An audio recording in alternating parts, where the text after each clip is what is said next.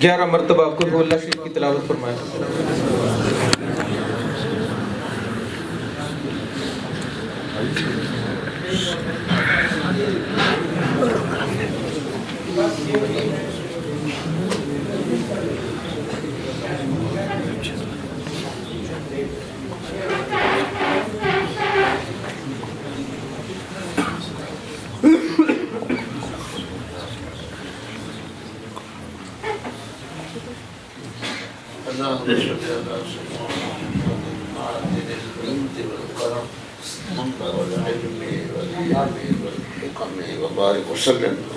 اللهم صل وسلم وبارك على سيدنا ونبينا ومولانا محمد الذي ما وجد قط مثل موجود.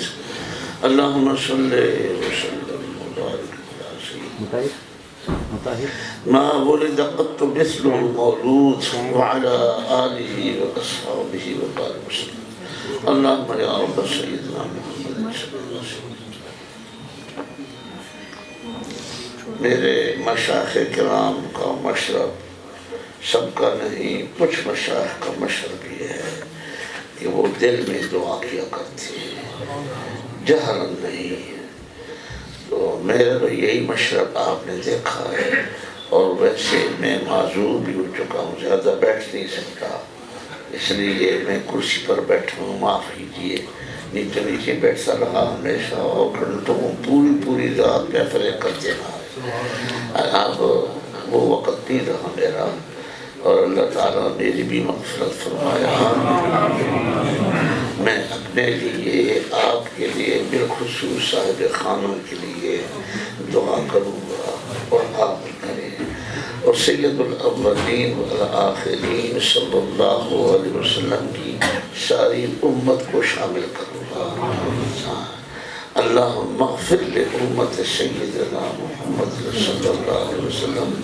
یہ آپ میرے خطبے میں سنتے چلے آئے ہیں، آپ کو حفظ ہوگا. یہ بدلاء کا ورد وظیفہ ہے. ابدال ولیوں کے سردار ہیں. ابدال اور رجال غیب یہ منفرد قسم کی مخلوق ہے. جس طرح زمین پر چلتے ہیں اس طرح آسمان پر بھی چلتے ہیں.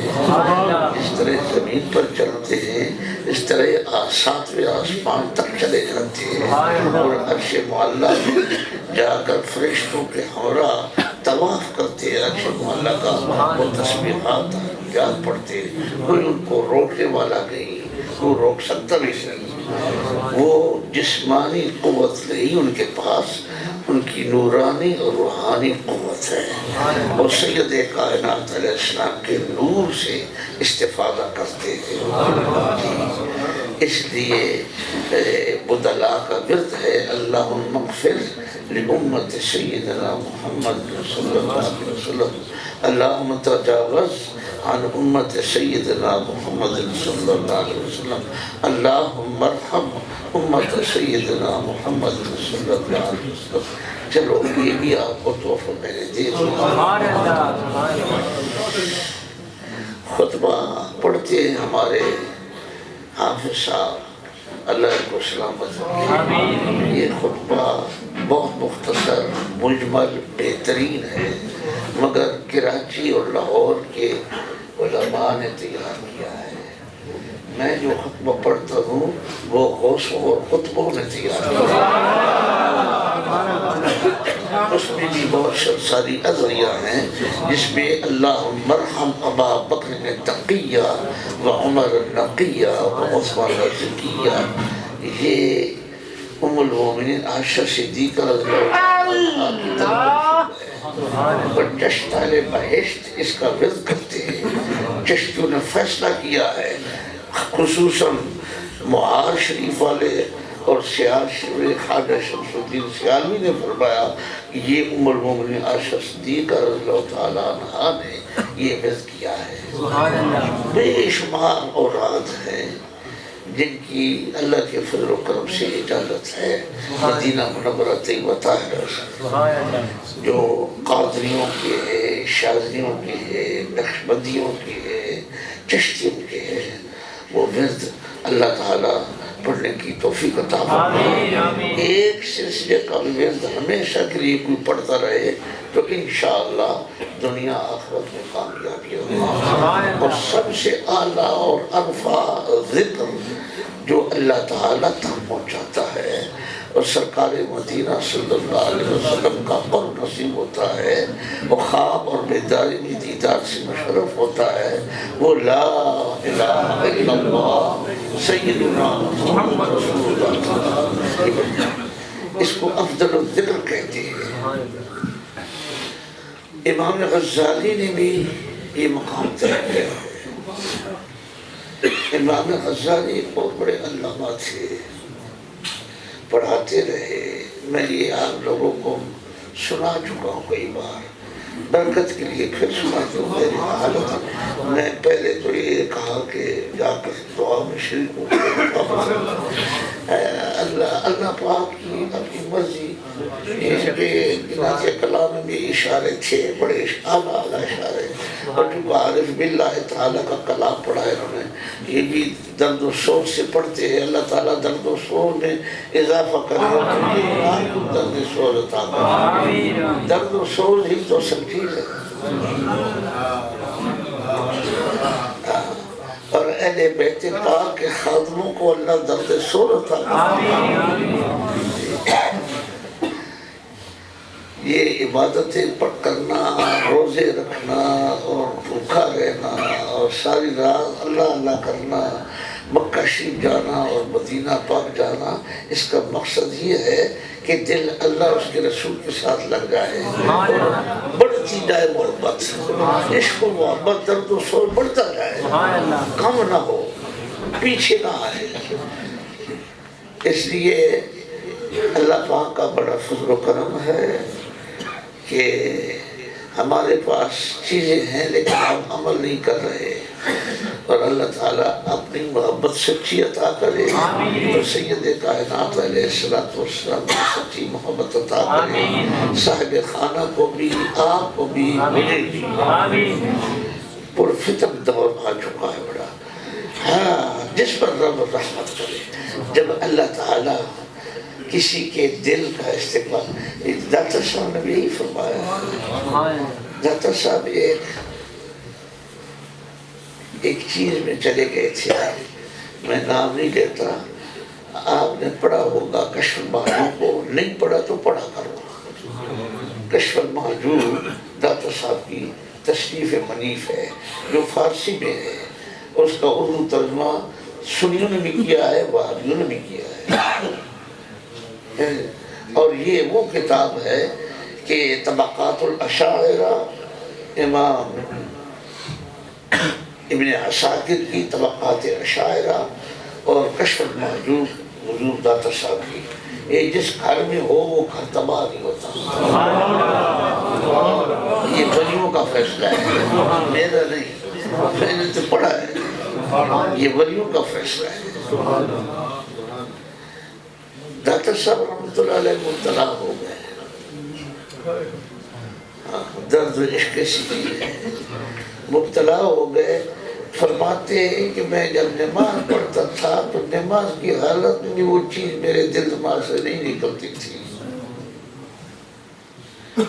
میں جب سوتا تو اسی کے تصور میں سو جاتا ہوں، جب آنکھ تھوڑی سی کھلتی تو اسی کے تصور میں ہوتا ہوں۔ وہ وقت قریب آ گیا کہ میرا دین ایمان سب تباہ ہو جائے، تو اللہ کریم جل مجدہ نے اپنے فضل و کرم سے میرے غمگین دل کا استقبال فرمایا اور سحری کے وقت مجھے اٹھا دیا۔ میں اللہ اس کے رسول کا محب اور عاشق بن گیا۔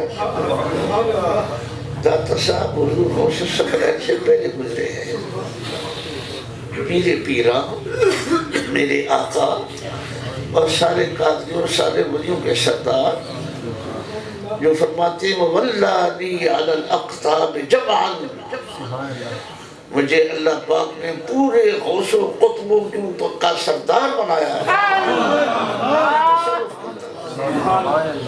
صحیح ولیوں کا مذہب یہ ہے کہ اس وقت بھی سند حضور غوث پاک دے رہے ہیں.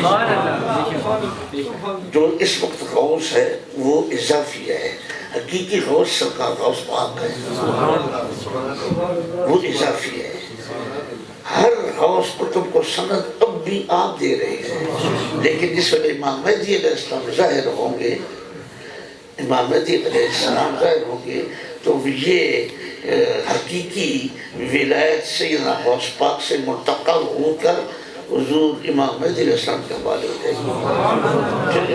پھر حضور غوث پاک بھی امام مہدی کے پیچھے ہوں گے.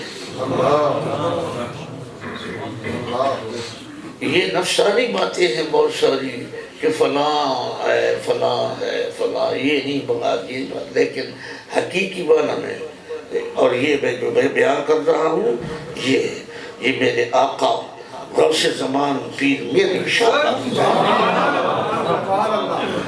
آپ توسہ شریف میں جب گئے تو انہوں نے کہا یہ بات ہے وہ، آپ نے فرمایا ہرگز نہیں، حتمی طور پر قطعی طور پر غوث الثقلین کے حوالے ہے، پیر کے حوالے ہے. جلالی تھے وہ تو تصرف کرتے تھے اندر بھی.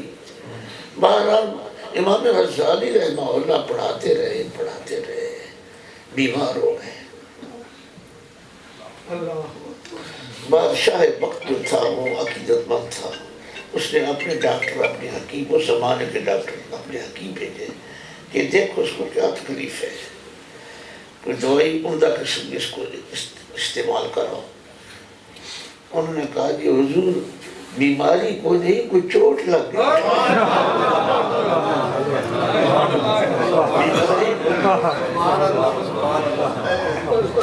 امام غزالی رحمہ اللہ فرماتے تو کس کو پڑھا رہا ہے اور کس کو سنا رہا ہے اور کیا کچھ کر رہا ہے. یہی امام اشعری کا حال بھی ہوا تھا،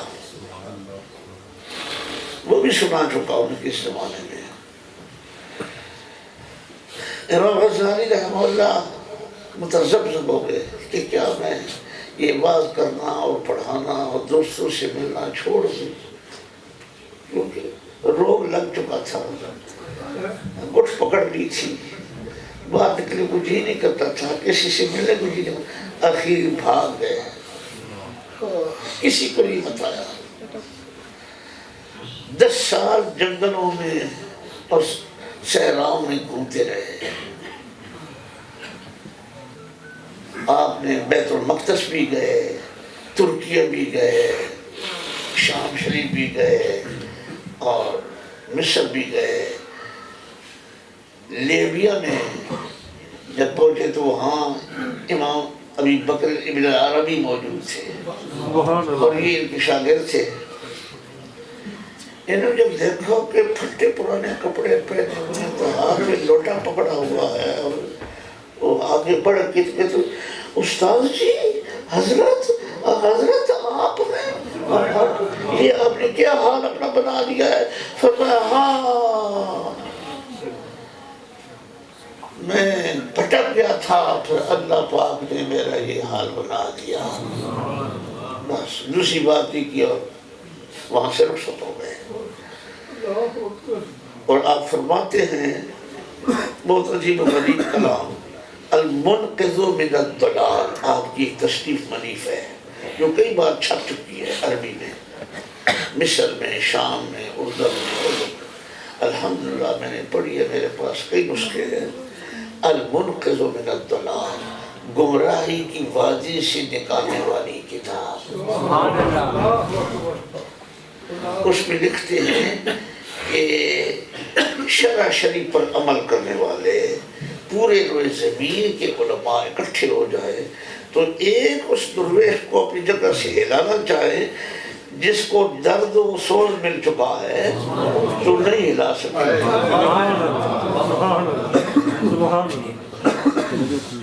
تو آپ نے فرمایا میں نے پڑھا اور پڑھایا لیکن میں گمراہی کے قریب چلا گیا، مجھے خطرہ تھا کہ میں ہلاک ہو جاؤں گا.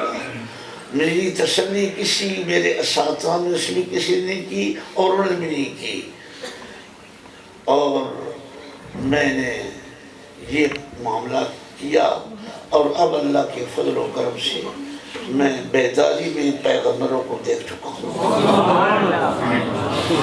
جاگتے جاگتے، جس طرح آپ مجھے دیکھ رہے ہیں میں آپ کو دیکھ رہا ہوں۔ یہ رتبہ معمولی نہیں ہے، کوئی دعویٰ کرنے کی ضرورت نہیں، اور جو دعاوی ہیں وہ دعاوی ہیں بالکل جھوٹے ہیں، پہلے بھی تھے آج بھی ہے اور آئندہ۔ یہ تو دجاجلہ کا دور آ چکا ہے، دجاجلہ کا دور، یہ بہت مشکل مقام ہے۔ اس میں یہ ہے کہ ایک حرف کے برابر غیریت اندر نہ رہے۔ اللہ تعالیٰ کے انوار و تجلیات سے دل دماغ ہر وقت سوتے جاگتے 24 گھنٹے مشغول رہے۔ اللہ پاک نصیب فرمائے جو اس مقام پر فائز ہے، ان کی برکتیں مجھے اور آپ کو نصیب میں لباس کر دیا ہے۔ مجھے ان لوگوں سے محبت ہے، میں 3 بار آپ کو کئی بار سنا چکا ہوں، صرف اس لیے گیا ہوں کہ حافظ الملت والدین سیدی سیوطی اس درجے کے تھے اور کسی کو نہیں ملتے تھے۔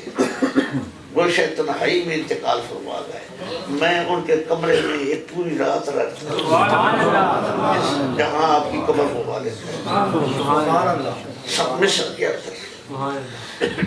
سیدی سیوطی رحمہ اللہ کے پاس چیف جسٹس اس زمانے کا آیا کہ حضور میرا یہ مقصد ہے کہ آپ بادشاہ وقت کے پاس میرے ساتھ چلیں، میری مشکل حل کریں۔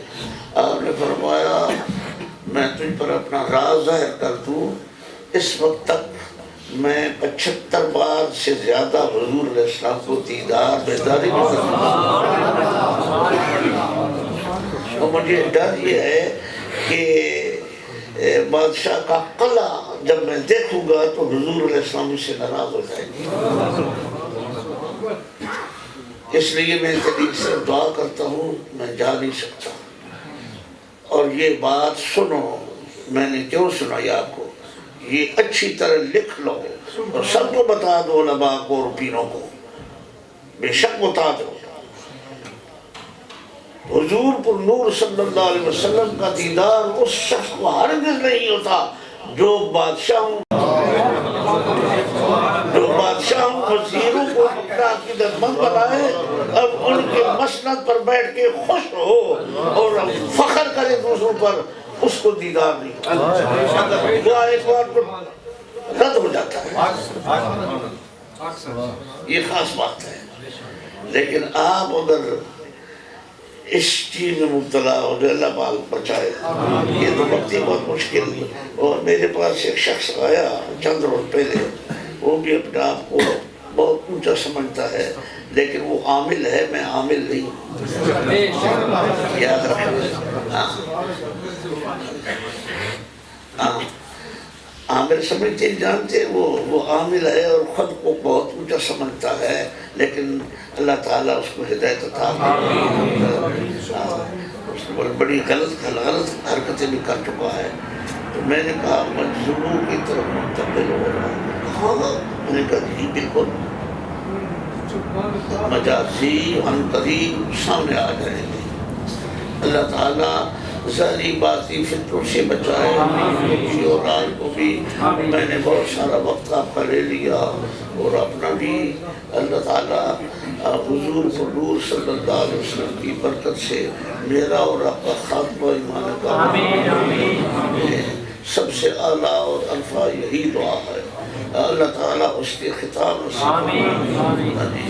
میرے قریب بہت کچھ فرماتے تھے، لیکن آخر میں صرف ایک ہی جملہ مبارک حافظ، میرے لیے تو صرف میرے اسی خطاب دعا میرے لیے۔ میں نے ایک بار خط میں لکھا طول اللہ عمرکم، ہم نے فرمایا نہیں، یہ نہیں، میں نے لکھا کہ طول اللہ عمرکم، اللہ تعالیٰ آپ کی عمر دراز فرمائے، تو فرمایا نا یہ نہ لکھا تھا، میرے اس نے خطاب کی دعا کیا تھا، اللہ میرا خاتمہ ایمان کامل۔ اور ایمان کامل سے مراد یہ ہے کہ مرنے سے کچھ دیر پہلے حضور قبول کا دیدار اور سرکار مدینہ سے تفریح ہو رہا ہے، وہ ضامن وہی ہے، سبا مومنین ممرات کے وہ ضامن ہے۔ اور اہل بیت اطہار نے بھی فرمایا، وہ فرزدق شاعر نے عرض کی تھی، حضور میں تو اپنی محبت میں ایک قصیدہ پڑھا ہے، میری آپ شفاعت کرنا قیامت کو۔ اب نے فرمایا ہمیں رب نے پیدا ہی اس لیے کیا، یہ خصوصیت اہل بیت میں یاد رکھو۔ مجھے کوئی شیعہ کہے، وہابی کہے، سنی کہے، کچھ مرضی کہے، مگر اہل بیت کی اپنی شان ہے، دوسروں کی نہیں ہے۔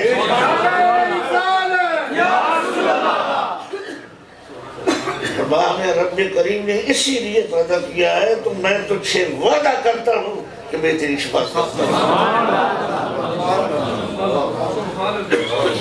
لیکن یہ تھیلی میں لے کر آیا ہوں، یہ درہموں کی، یہ تجھے قبول کرنی پڑے گی، اس لیے کہ میں اس خاندان کا ایک فرد ہوں جو دیتے ہیں تو واپس نہیں لیتے، اور آئندہ بھی اگر تجھے ضرورت ہوئی تو میں عطا کروں گا تمہیں۔ اللہ کریم جل مجدہ اپنا، اور یہ کون تھے؟ سیدنا علی زین العابدین۔ اب تو یہ نام رکھنے پر بھی فتوے لگ جاتے ہیں، تو کیسے مسلمان ہو تم؟ علی زین العابدین علیہ السلام ورضی اللہ تعالیٰ عنہ۔ ہم بچپن میں تو علیہ السلام پڑھتے تھے، تو سیدنا علی زین العابدین بڑے خوبصورت تھے، سارے خوبصورت تھے۔ وہ جب طواف کرتے تھے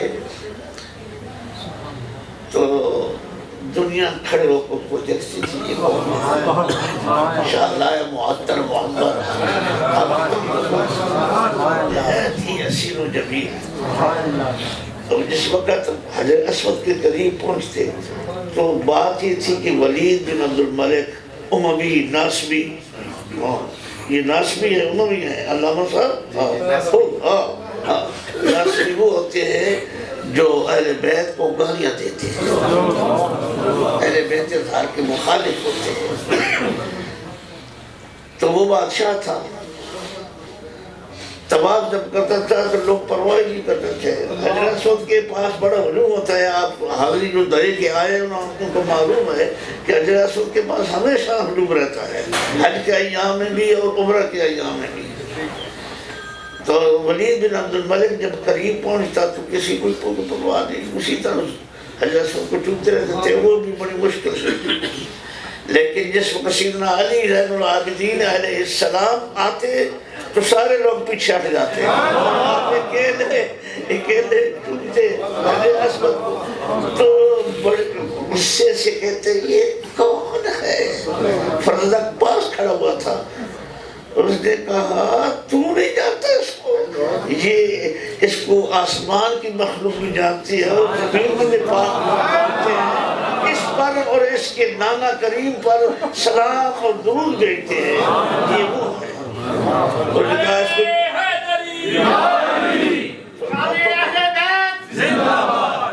فرمایا، کہنے لگا کہ اس کو جیل میں دھکیل دو۔ سرکار امام علی زین العابدین علیہ السلام کو معلوم ہوا تو آپ کی تھیلی اشرف کی درہم، اس وقت کے درہم نے خادم کو فرمایا کہ اٹھاؤ اس کو، ملنے گئے۔ تو وہاں بہت لمبی بات ہو گئی ہے، اللہ تعالیٰ عمرہ کرو اور رحمت فرمائے۔ اور علامہ صاحب آپ نے بھی پڑھا ہوگا، لکھتے ہیں کہ طبقات الاشاعرہ میں موجود ہے، امام حسن اشعری، امام اشعری اور ماتریدی، یہ دو بزرگ گزرے ہیں نا، عقائد کے امام گزرے ہیں، جس اولیاء بھی اور علماء بھی ان کو اپنا امام مانتے ہیں۔ اور سیدنا موسیٰ اشعری رضی اللہ عنہ کی اولاد میں سے تھے۔ انہوں نے 40 سال تک یہ معتزلی رہے. معتزلی بھی ایک گمراہ فرقہ ہے. بالآخر پریشان ہو گئے کہ میرے چند مسائل کسی نے حل نہیں کیے. تو رمضان شریف کے اندر پہلے رمضان شریف کے پہلے عشرے میں آپ بیٹھ گئے. سید کائنات علیہ السلام کا دیدار کیا. دیدار میں حضور پر نور صلی اللہ علیہ وسلم نے فرمایا یا علی میں جو کچھ تجھے کہہ رہا ہوں حکم کر رہا ہوں اس پر عمل کروں.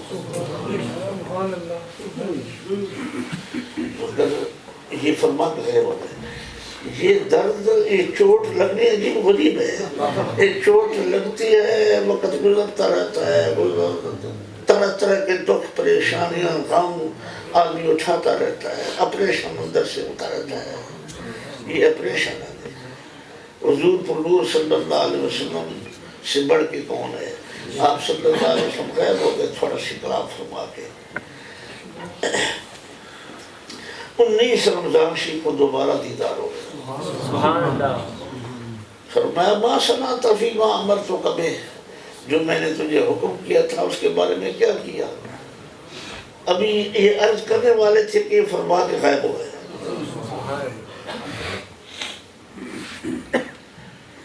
27 رمضان شریف کو قرآن مجید کا ختم ہوتا تھا اور آپ دعا کرتے تھے لیکن آپ میں طاقت نہیں تھی. ان کے ساتھ شامل ہوئے. 27 رمضان شریف کو بیٹھے ہوئے تھے تو اون کی حالت میں حضور پر نور سامنے آ گئے. ما صنعت فیما امرتک بہ عرض کیا حبیب اللہ جو کچھ میں نے پڑھا ہے اس سے تو میں بیزار ہو چکا ہوں پریشان ہوں. مجھے سمجھ نہیں آئی کہ میں کیا کروں.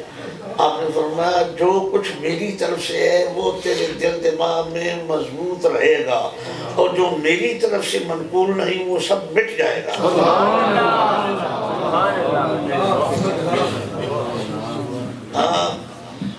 منبر شریف بصرہ کے منبر پر بیٹھے اور سارے علماء کو عوام کو سب کو جمع کیا. بولا فرمایا تم مجھے جانتے ہو کہ میں 40 سال تک گمراہ رہا.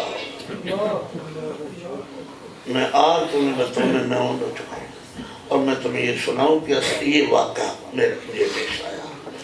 یہ خلوت کا فائدہ ہے. پوری رمضان شریف میں آپ چلہ کشی کرتے رہے خلوت پہ. اس لیے نہیں خلوت کہ لوگ میری تعریفیں کریں یا میں پیر بن جاؤں یا میں علامہ بن جاؤں یا لوگ میری پوجا کریں یا مجھے پیسے دیں یا مجھے گاڑیاں مل جائیں. یہ تو سب شیطانی خیالات ہے. وہ تو بیزار ہو چکے تھے.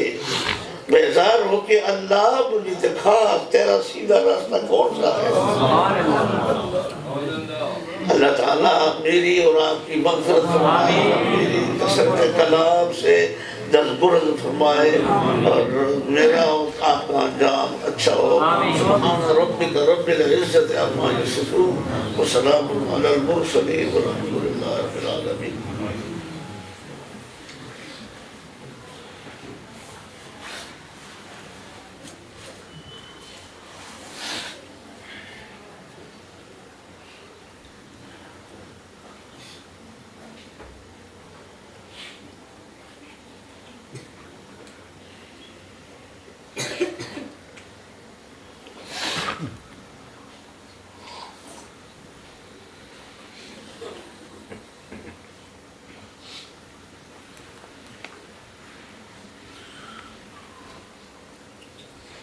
برحمتك يا رب العالمين. اللهم يا ابو سيدنا محمد صلى الله عليه وسلم.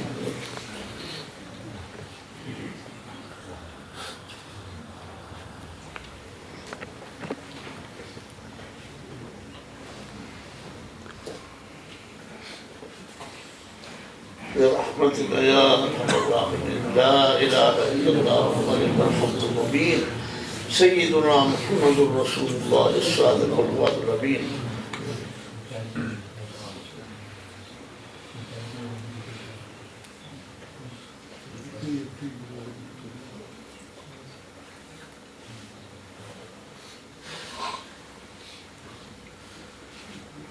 برحمتك يا ارحم الراحمين.